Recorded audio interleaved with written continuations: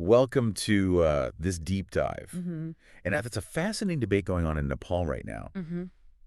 And that is the idea of introducing these unified textbooks for all schools. Yeah. Just imagine that for a second. One set of books being used everywhere, Right. from the Himalayas to the Terai, all with the goal of providing that same quality of education, Mm-hmm. no matter where you are. Absolutely. And so we're going to be taking a look at this Nepali blog Okay. that really tackles this issue head on. And, we'll also be examining global practices Right. to see what lessons, Yeah. Nepal might be able to learn from other countries. Yeah. So are you ready to kind of unpack all of this together? Absolutely. I think it's such an important topic, and it's really driven by this, desire for positive change. Right. Nepal has been struggling with these educational disparities for, quite a while, and I think this is, a really big deal for them. Yeah. Especially that gap between urban and rural areas, and, a lot of the people who are advocating for these unified textbooks. Mm-hmm. Really believe that a standardized curriculum could be a game changer. Yeah. Make sure that every student has access to the same foundational knowledge. It's like a level playing field. Yeah. Yeah, for students all across Nepal, no matter, if they're in a city or a remote village, Exactly. everyone's getting that same solid foundation. Mm-hmm. I mean, that's a powerful idea. It is. And the article actually cites a 2019 UNESCO study that found unified curriculums really can reduce those disparities. Oh, wow. Yeah, it's pretty interesting. So they've got data to back that up. Yeah, they do. Does it dig into, how they actually achieve that? It does. Were there specific subject areas where the impact was more noticeable? That's a great question. And yeah, the study highlights math and science in particular. Okay. Those areas saw the most significant improvements in learning outcomes after a unified curriculum was put in place. Wow. And the theory is that having that clear, consistent framework Mm-hmm. really helps teachers focus on those core concepts. Leading to, better understanding and application for students across the board. That makes a lot of sense. I mean, it's not just about the content itself, right? It's Uh-huh. about giving teachers that roadmap, that solid structure to follow. Absolutely. But I'm curious, what about the folks who say that, this one-size-fits-all approach might actually stifle innovation Mm-hmm. and flexibility in the classroom? Yeah. Is there any room for, individual teachers to tailor their lessons, even with this unified system? That's a really, it's a valid concern. It's one of the key criticisms that comes up. And there was a study in 2012 by Gibbs, Okay. and it actually found that if textbooks are too standardized, Mm-hmm. it can really limit a teacher's ability to, cater to their students' unique needs Right. or to adjust to different local contexts. That makes sense. Yeah, imagine a teacher in a remote village trying to teach from a textbook that's designed for an urban classroom. Right. It's not going to be a good fit. Yeah. Huge disconnect, potentially. And it's a really good point. Even if this unified system is well-intentioned, Yeah. it could unintentionally create these new challenges. Mm-hmm. And, that's where the comparison to a country like the United States gets really interesting Okay. because they have no national curriculum. Right. So decisions about textbooks are often made at the state or even district level, Wow. which seems like the polar opposite of a unified system. It really is. And the National Center for Education Statistics looked at this back in 2017 Okay. and highlighted both the pluses and minuses of that localized approach. Yeah. So on the one hand, you have incredible flexibility. Hmm. Teachers can choose resources that are tailored to their students, Right. their community. Makes sense. But on the other hand, you can have these inconsistencies in educational quality across different regions. So it's like a trade-off. Yeah. More adaptability, but potentially at the cost of, overall consistency. Right. And that makes me wonder, for anyone listening to this right now, where would you fall on this spectrum? Yeah. From that centralized control to that decentralized control? It's a tough question. Yeah, it's something to think about as we continue this deep dive. Absolutely. Now, it's not all just about, academic outcomes, right? Right. The article also talks about how unified textbooks are seen as this tool Mm-hmm. to foster national identity and cultural cohesion. Yeah. And they mentioned South Korea and China as examples where this has been a key driver. Interesting. So the thinking is that if everyone's learning the same version of history, Right. the same cultural narratives, it could help create this shared sense of national belonging, Mm-hmm. which is especially important in a diverse country like Nepal. Yeah. But I can't help but think, doesn't that raise the question of potential bias? Of course. Like who decides which stories are told and how they're framed? That's such an important point, and it is a big concern for a lot of people who are wary of these unified textbooks because you're essentially putting a lot of faith in a centralized authority Yeah. to create content that is balanced, accurate, and truly representative of Yeah. all these diverse perspectives. And when we look at a place like China, for example, Zhao's research back in 2015 pointed out that their textbooks very much emphasize national unity and loyalty to the state. Maybe sometimes at the expense of, presenting a more well-rounded picture of history. So it's a delicate balance. It is. I mean, if Nepal decides to go down this path, Mm-hmm. they've got to have some really strong safeguards in place Absolutely. to make sure that the content is neutral and doesn't, push any particular agenda. Yeah. But are there any countries out there that have actually managed this successfully? Mhm. Like using a unified system without falling into that trap of bias?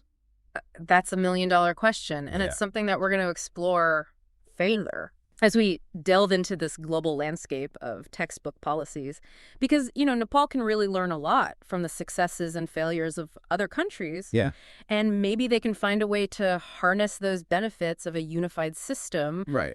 while mitigating some of the risks. It's all about finding that sweet spot. Exactly. So let's broaden our horizons a bit and take a look at how other nations have approached this complex challenge. I'm excited. Me too. Yeah. It's a fascinating topic. Yeah. And who knows, maybe their experiences can offer some valuable insights for Nepal's own journey. For sure. Yeah, it really is amazing to see all the different ways countries have, tackled this whole textbook thing. Right. Each one with its own kind of, priorities and approaches. Yeah, it's fascinating. And the article dives into some good examples, Mm-hmm. starting with France. Mm-hmm. They've got this super centralized system, Right. a national curriculum with really strict guidelines Mm-hmm.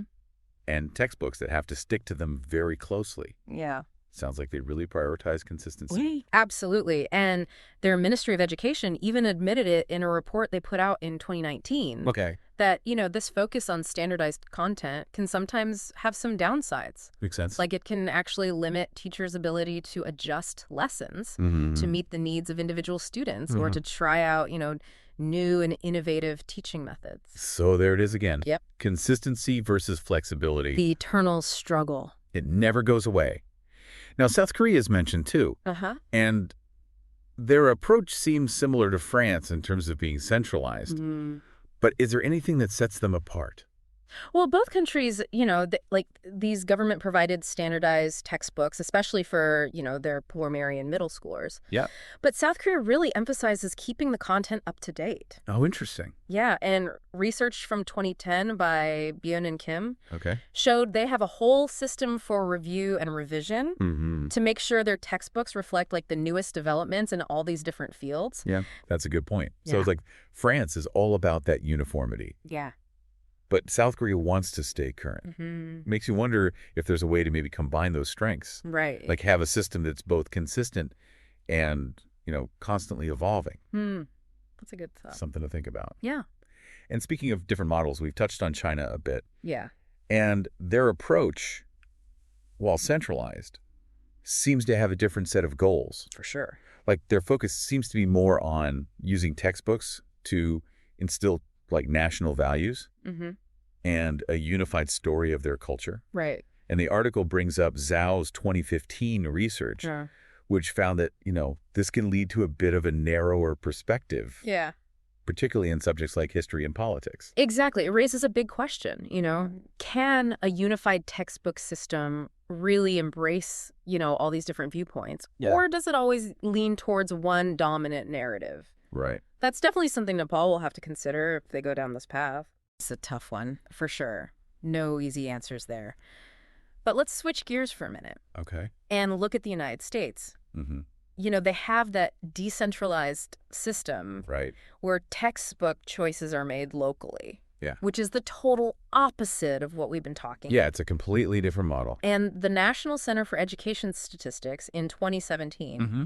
found that this localized approach leads to a ton of educational diversity. Makes sense. Teachers have the freedom to pick resources that fit their students' needs Yeah. and the specific characteristics of their communities. Right. It's almost like a tailor-made education experience with each school or district able to create their own curriculum. That's pretty interesting. But the report also mentioned some downsides, right? Just, What were those? Well, the big worry is that this decentralized way of doing things can result in big differences in the quality of education. Yeah. Depending on where you are. So you might have one school district with amazing resources, Right. while another one struggles to even get the basics. So it's that trade-off again. Yeah. Local control and customization, but maybe at the cost of, fairness and consistency. Exactly. Now, before we wrap up this world tour of textbook approaches, the article talks about Finland. And I'm really intrigued by them because they're always at the top. Yeah, they're like the rock stars of education. I know, they consistently rank so high in global education rankings. Right. So I'm dying to know how they handle textbooks. Well, Finland is interesting because they've figured out how to get amazing educational results while still having a system that values national standards and giving teachers freedom. Wow, so they found that balance. They have what's called a national curriculum framework. Okay. Which basically lays out the big goals for each subject. So it's like a roadmap, but not a set of strict rules. That's a good way to put it. Yeah. And within this framework, schools and teachers have a lot of leeway to choose the resources and teaching methods that work best for their students. That makes sense. And Pasi Thalberg, who's a really well-known Finnish education expert, he says this flexibility is a big reason why they're so successful. Interesting. It lets teachers be creative, adjust to different learning styles and create a really personalized experience for their students. It's pretty inspiring to see that you can achieve high standards without sacrificing creativity and flexibility. All right. Are there any other countries that have kind of struck that same balance? Germany is another good example. Okay. They manage education at the state level, and each state gives a framework, but lets schools choose their own textbooks. So a mix of both. Yeah. And the OECD in 2018, they did a report on German education and said that this blend of, centralized guidelines and local decision-making allows for both standardization and adaptation. That makes sense, like getting the best of both worlds. It's really encouraging to see that there isn't just one right way to handle textbooks. I agree. There's no magic formula. Yeah, each country and each context is different. Exactly. And as we turn our attention back to Nepal, it's clear they have a lot of global examples to learn from. Absolutely. A wealth of experience out there. As they figure out this whole textbook issue. So let's look at what the article recommends. Okay. And see what insights we can gain for Nepal's own journey. Sounds good. All right, so we've talked about the pros and cons. We've looked at what other countries are doing. And now I think it's time to get practical. I agree. What are some steps Nepal could actually take to create a textbook policy that really works for them? Well, that's where the article gets really interesting. Yeah. Because it offers these concrete recommendations that try to find that middle ground, between all those different priorities we've been discussing. Right. And one of the first things they suggest is this idea of a unified core curriculum with flexible resources. Okay, so not like identical textbooks for everyone across the country. Exactly. More like establishing a core curriculum that outlines the essential things students need to know in each subject. I like that. So it's like a shared foundation, but with some room for teachers to, adapt things. That's it. Can you give me an example of what that might actually look like? Sure. Imagine they have this national curriculum that says, these are the core concepts of Nepali history. Okay. All students would learn about those key events and figures, but then teachers in different areas could add in stories and perspectives from their own local communities. Oh, that's a cool idea. Yeah, it makes the learning more relevant and engaging for the students. Right, because it's connecting to their own lives. Exactly. Now, the article also talks about this idea of public-private partnerships to help develop these materials. What's the reasoning there? Well, the goal is to bring together the best people from both sides, the public and private sectors. Right, to create these top-notch, unbiased textbooks. Exactly. Like, imagine a team with experienced educators, subject experts, curriculum developers, all working together. Yeah. And they'd come from diverse backgrounds to make sure the content is accurate, up to date, and culturally sensitive. It sounds like a really solid approach. Yeah. Getting all those different viewpoints in there. I think so. But even with, the best textbooks, things change, right? Knowledge evolves. Oh, absolutely. How do we keep these things from becoming outdated? That's a great point. And the article emphasizes the need for regular review and updating. They suggest creating a specific committee for this, Okay. made up of educators, subject experts, even people from the community. Make sense. And they would meet regularly, review the content, make any needed changes just to keep everything aligned with the latest knowledge and best practices. Right, because textbooks shouldn't be these like static things. No, they need to be living documents that change as our understanding changes. I love that analogy. So as we wrap up this whole discussion, what's the biggest takeaway you'd want to leave our listeners with? I think the key message is that there's no magic bullet for this textbook challenge. Yeah.